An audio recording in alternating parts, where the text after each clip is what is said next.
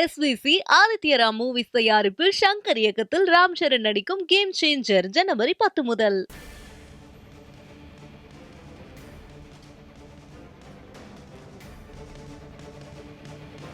மற்றும் ஒரு முக்கிய செய்தி, தமிழ்நாட்டில் 4 மாவட்டங்களில் இன்று கனமழைக்கு வாய்ப்பு இருப்பதாக வானிலை ஆய்வு மையம் தெரிவித்துள்ளது.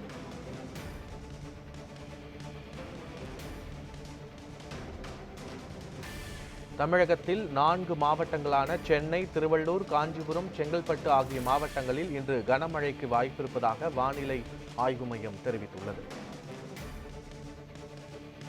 இது தொடர்பான முழுமையான விவரங்களோடு எமது செய்தியாளர் தாரணி இணைகிறார்.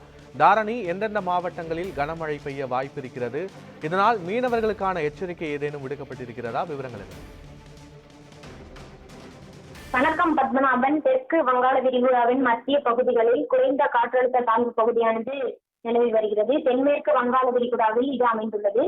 அதனுடன் தொடர்புடைய மேல் காற்று சூறாவளி சுழற்சி நடுத்தர வெப்பமண்டல நிலைகள் வரை நீண்டிருக்கிறது. இது அடுத்த 2 நாட்களில் மேலும் வலுப்பெற்று மேற்கு வடமேற்கு திசையில் தமிழக கடற்கரையை நோக்கி நகரும் என வானிலை ஆய்வு மையம் சார்பாக தெரிவிக்கப்பட்டிருக்கிறது. இதன் தாக்கத்தால் வட கடலோர தமிழ்நாடு, புதுச்சேரி மற்றும் காரைக்கால் பகுதிகளில் இன்று மற்றும் நாளையும் கனமழை எச்சரிக்கையானது விடுக்கப்பட்டிருக்கிறது.